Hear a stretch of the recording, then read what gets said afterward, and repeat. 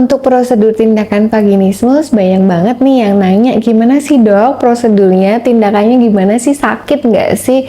Pastinya untuk pejuang-pejuang vaginismus yang pengen sembuh, pengen tahu juga ya gimana sih, yuk kita bahas bersama saya Dr. Oli, spesialis OB/GYN.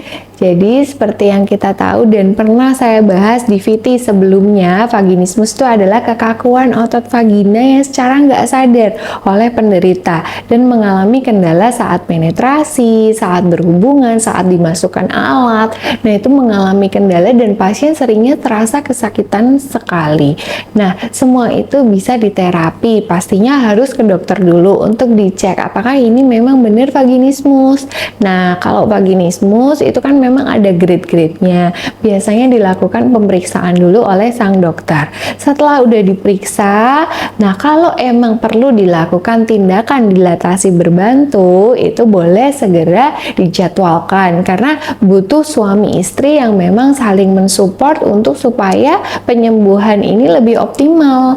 Nah, kalau untuk sama saya ya, untuk pasien-pasien saya, biasa tetap saya tanyakan dulu, nggak ada paksaan ketika periksa, dan biasa saya anamnesa semua lengkap, saya periksa di area vagina, di area genitalia. Nah, apabila memang memenuhi syarat, nah itu tindakan bisa dilakukan di House of Olivia F, ataupun kalau emang untuk grade yang lebih berat, biasanya saya sarankan untuk tindakan di rumah sakit. Sebenarnya itu cuman beda di area tempat aja dan untuk pembiusan, tapi pada prinsipnya untuk melakukan tindakan dilatasi berbantu ini harus dilakukan pembiusan. Yang pasti pasiennya ini harus nyaman dulu dan nggak sakit, ataupun kalau emang sakitnya itu harus yang masih bisa ditoleransi.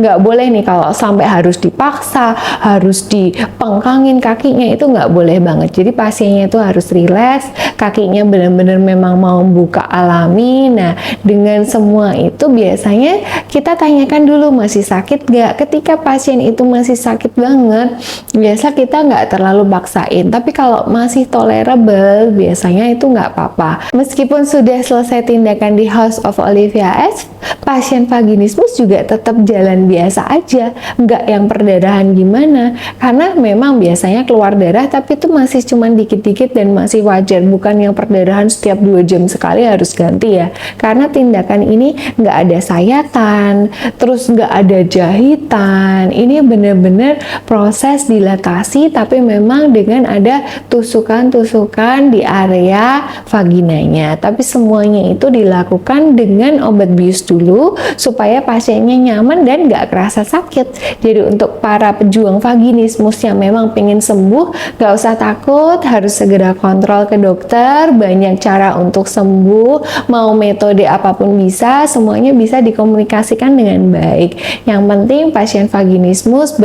berbahagia, berhak mempunyai relationship dengan suami, intimate dengan suami, intercourse dengan suami, dan harus bahagia. Sehat reproduksi bersama saya Dr. Olive. Bye bye. Jangan lupa subscribe and share.